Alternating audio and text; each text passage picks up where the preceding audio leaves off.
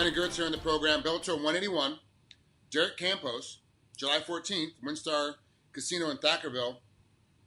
It's June 29th when we're recording this. 5 days ago, you didn't have an opponent. Yep. What happened? Okay. I mean, I just got the call. I guess Patricio was out, and they asked me if I wanted it, and I said for sure, man. I mean, I stay fight ready. So you say you're staying fight ready, but you can't be as intense without a fight coming up because of the body hurt, the pain, the extra intense moments. Like, you can't keep your body at that high level for that long. So you're staying fight ready is kind of an upper level of the mid ground. Is there enough time to get the extra stuff in now between now and the 14th? Well, the deal was I was hoping to fight on the 14th prior to that, so I was kind of going high. Plus, my training partner Justin Gaethje has a fight July 7th, so I've pretty much just been go with him. And it was probably about like 3 days before I got the phone call where I was like, all right, I'm gonna slow down a little bit, And then all of a sudden I got the phone call. I was just like, all right, back on track, So it wasn't much. I bet you I took about a 3-day, and I still was in there training. Like I said, I'm getting my good training partner Justin ready for his fight. He's always been there for my training camps. I was there for his, so I was already working hard. I just I mentally checked out for a few days, knowing I didn't have a fight. Like you said, you can't just keep mentally pushing it, and your body can't keep pushing it so hard. I was about to take a break, but then I got the call, and I was like, of course I'll take that. Yeah, it makes when you say you were staying fight ready, you really were being fight ready, trying to get Justin ready for his fight. So yeah, it's good that you actually got a phone call that's going to put you a week after. So when he takes off for his training camp, you have a week to spend, or it takes off for his fight, you'll have a week left in your training camp to take care of just yourself. And this is what I have to get ready for Derek Campos, because Justin's a totally different fighter than you're going out.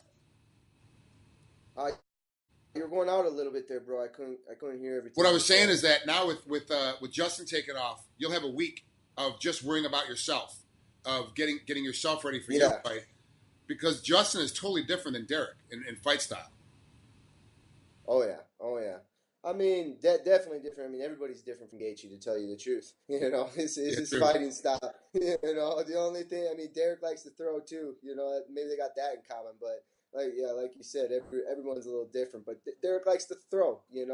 That's his thing. So is Gaethje, and we've been throwing. So I gotta bring it up. You're on a 2-fight losing streak right now. This.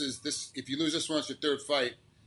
You guys, your camp is usually pretty good about dealing with pressure, but there's got to be a little bit more added pressure in this one. Going, I really got to prove myself in this one to be able to stay in the game. Do you?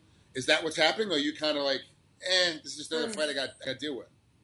Yeah, I always look at your next fight's always your biggest fight. There's always something on the line. Like, I win this fight, I get a title shot. I win this, I'm on a 4-fight streak. I win this, they're gonna pay me this. I'm in fight, I'm in negotiations for contract. I win this, So there's always something there, that makes it the next biggest one. I always say your next fight's your next biggest fight, So I don't see any different pressure. How does Derek strike you besides wanting to throw a lot and stand there and like trade punches? How else does he strike you as a competitor? I think he's a very good competitor, really. I look at me and him close to the same. He likes to use his wrestling. I kind of look at it as close as the same. We both hit hard. He wrestles. The deal is, I feel like, and he knows that my wrestling's better than his. I feel like that's when he gets in trouble in some of his fights, when he fights people like me or he fights people like Chandler, because he knows that the wrestling isn't going to be there. So I think that's when he comes into a little bit of trouble. How do you see this fight finishing? I know everyone dreams about the knockout, the submission, or whatever. But he is a tough opponent. This could very easily go the distance on this one. How do you see it finishing, though, when you're thinking about it at night before you go to bed? I definitely see it as a battle. I'm not going to say it goes 3 rounds. I definitely see us both battling on the feet. And I think it's going to be something, where I take him down and maybe we've battered it up and I'm able to submit him. He doesn't get put away easy. Right. Do a win like this, he says, obviously the next biggest thing, gets you out of your losing streak, but a win over him, he's pretty. Derek's got a pretty good name within Bellator. He's done them a lot of good stuff and brought them a lot of notoriety. A win over him, what do you think it does for you? I mean, it's tough to tell because you can't ever pick the mind's eye of Scott Coker, but what do you think a win over him does for you?